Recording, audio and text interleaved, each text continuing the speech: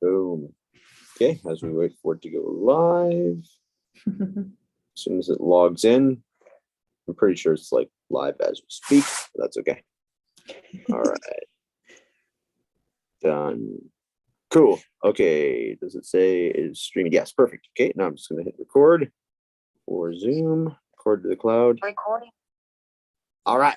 Hello, everybody. We're back for the full moon event for May. Hello, Darcy. Hey, how's it going? Good. How are you? Fantastic.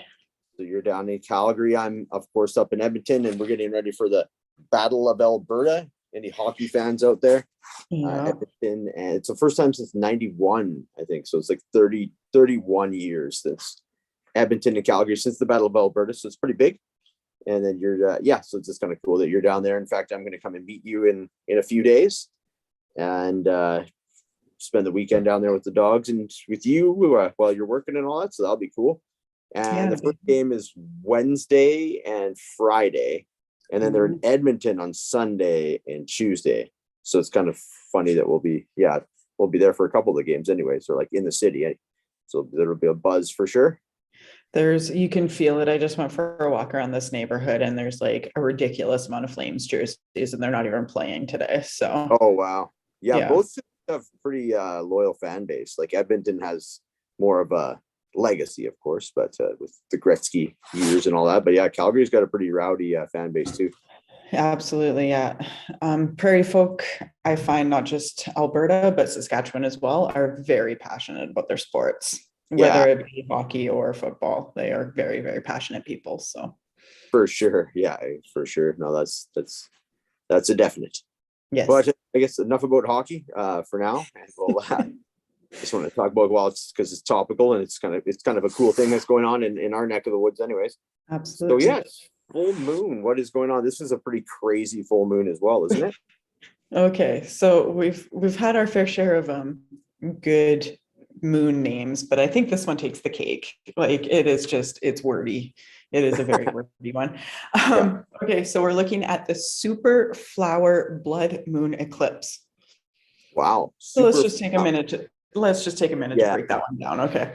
Yeah. We'll start with the flower part. So that is because it is when all the flowers are starting to bloom. Also known in way back when as the planting moon, because this is around when we plant, right? May long weekend is always when we start planting things. And it's also called the budding moon. So that's when like the trees start to bud and all that kind of stuff. So I thought that was pretty neat.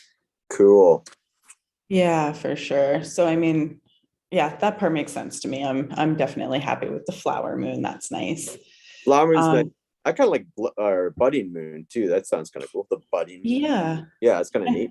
It makes sense for this time of year, right? Like all the trees have that like new green kind of look to them and everything. Like they're just starting to spring up. So exactly. That part's pretty neat. Oh, excuse me. Super moon being that it's going to be a little bit closer to the horizon. So when you actually see it, it's going to be nice and big in the sky and everything. So that's where the super part comes in.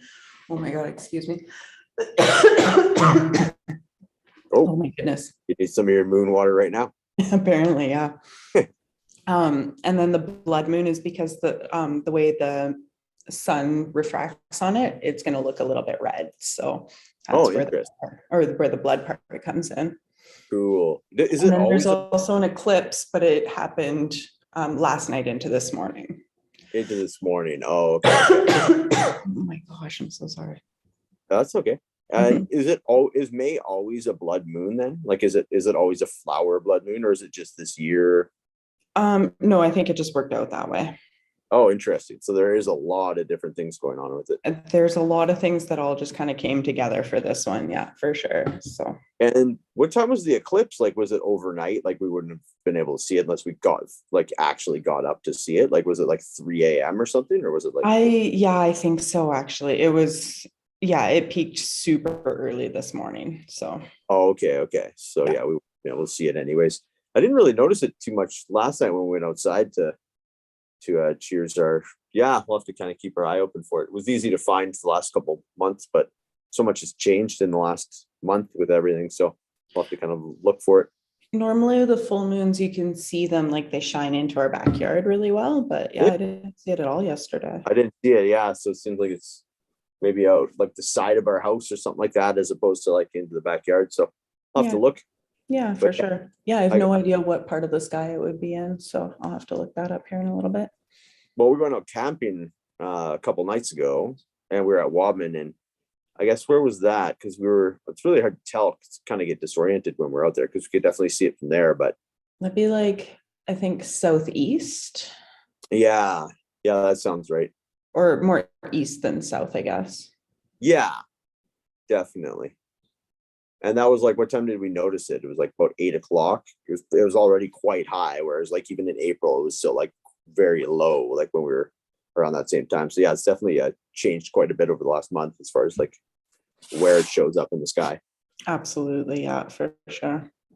So cool. And then yeah, what is the energy of this one? I remember I was talking with my friend Jeff. We were doing like a full moon thing for his community, online community that has. And it's like with the spring ones, it's always like they always have like the power of like, new beginnings and all that. It's like the completion of one chapter and the opening of another one. It really goes in with like the change of seasons and all that kind of stuff. So do you feel like that any of that going on in with your life right now? Like, is there like, Yeah, I mean, I always find spring is like a time for new beginnings, right? Any kind of season change like that, like fall is like that as well, where you kind of want to start from scratch and, clean the house and purge all of your stuff and start fresh, right? You're starting to wear shorts more often. You're starting to be outside more often. You're cleaning up all of last year's junk out of the yard and all that kind of stuff. So yeah, it's definitely a time for new beginnings. And it's, yeah, definitely just a rebirth of sorts, right? definitely, yeah. We always find that like, with your car, you just got like a bunch of, the work done. It feels like a brand new car. Even the vehicles, you get the snow tires off. It's like everything kind of like lightens up. It's lighter later. Yeah, I find spring, we've talked about it a few times. Spring is like our favorite season in a lot of ways, and May might be the favorite month of the favorite season, just because it's like everything's budding and we could do the planting we just put our flower beds in. And so, yeah, and everything's kind of a novelty again. Like road trips are a novelty because you basically generally don't road trip over the winter as nearly as much anyways. Like we have a couple, but And and May yeah, long weekend is always like the kickoff to summer, right? Like yeah, it's the big one. It's, hey, like summer's here now. So definitely, it's the start to this season, right? definitely, yeah. So this one has that full moon has that kind of vibe. Definitely has like the that's why it was good to like discuss the sporting things that are going on, the sporting events that are going on right now, because it has that feel where people are wanting to get out. It's like the invitation to, like, you're seeing all those people, outside the arena partying, and it's just crazy, right? Like, I almost thought like Calgary outdid Edmonton for the amount of like how crazy it went with like It and how many was, people were outside. Yeah, it looked pretty nuts, and that's just kind of the energy of this time of year. And so yeah, this moon kind of has that definitely that energy to it for sure. I've noticed the dogs all the animals around are just like, yeah, a little more, needy, or a little more like, yeah, wanting to get into things, and yeah, a little more spending more time outside, like you say, and that sort of thing. So yeah, for sure, there's definitely a shift, a palpable shift with everything that's going on right now. so one of the things that I looked up while I was prepping for this little thing was so the full moon is in Scorpio right now, which I don't know too much about Scorpio, but I kind of did a little bit of reading on it. So um, it's all about bringing power and control and secrecy to the forefront and purging all that emotional baggage that goes along with it. So that goes right in the theme of just starting from scratch and trying to let things go and just trying to be a better person and make amends and just chuck everything at the door and start fresh, basically, right? Yeah, drop the suitcases, they say. It was like, yeah, Yeah. interesting. So yeah, purging, you're like what you were kind of talking about with your, where you usually clean the house and get rid of some clothes you don't need. And yeah, exactly. There's like that kind of vibe to it for sure. So that makes sense. I also heard, is it like, so what did you say? It was a Scorpio? Is that is that like the, like birth symbol or whatever it is? Like, is it, or what is Scorpio again? Is that just like what Jeff said, I think he mentioned it was like an Aries as far as like was it the astrology of it? It does say something about Aries. Additionally, we'll be experiencing the lucky planet Jupiter into fiery Aries. At the time of the full moon, Jupiter will be at 0 degrees, the very first sign of the zodiac. Yeah, okay. Yep. Interesting. So I think that one's like, it's all about, that one's like sort of has an assertive energy to it as well. So it's very. Absolutely, yeah. Aries, very dominant, that's for sure. Right. So that's kind of, I don't know if that's sort of showing up for you in any way, like professionally or any other way. Yeah, there's definitely our fair share of people problems down here. So there's a lot of headbutting that I've seen in the couple stores that I've been in already today. And yeah, just people trying to be better, but not necessarily listening to each other or understanding each other. So I'm sure there's, just a lot of like power struggle and everything, right? So. Yeah, definitely. The assertive energy that can get a little bit, like you say, clashy or like headbutty. Yeah, absolutely. Yeah. Yeah. This also says eclipses can be chaotic because they often bring sudden change, rapid growth, and unexpected opportunities.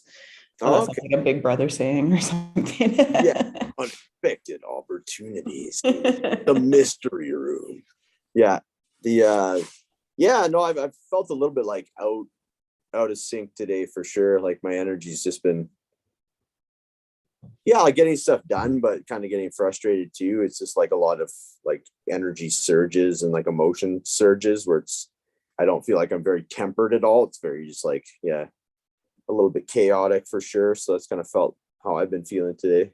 Yeah.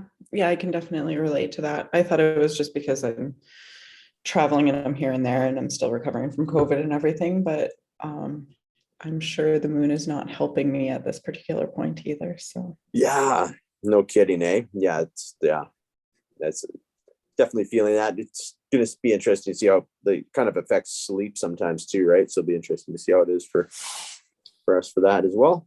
Absolutely, yeah. Some melatonin will help. Pardon me? Some melatonin will help. There. Yeah, exactly. No, I think that pretty much covers it for this full moon. You have your moon water ready. I got mine ready a couple hours ago. Excellent. So I'm going to go throw mine out in the backyard. You got a spot you're going to put it up in your B&B there? Yeah, I'm going to look and see. I only face one way, so I kind of only have one option. So yeah, I'll put it outside. At least it's got the energy around it that way. So exactly. Yeah, it's nice to be able to put it back outside again too. The last couple times we've been doing it. So definitely. Awesome. It'll be good. Hopefully. Excellent. Put our wishes out to the universe and the moon water, have the moon bless our water, and we'll be good for another month. Yeah, then I guess we'll probably explain it, just not assume that everybody knows what we're doing or what we're talking about. Yeah, just if they're tuning in for the first time. Yeah, so like moon water is basically, well, you I'll put you on the spot. You want to explain it? Yeah, I do. Yeah.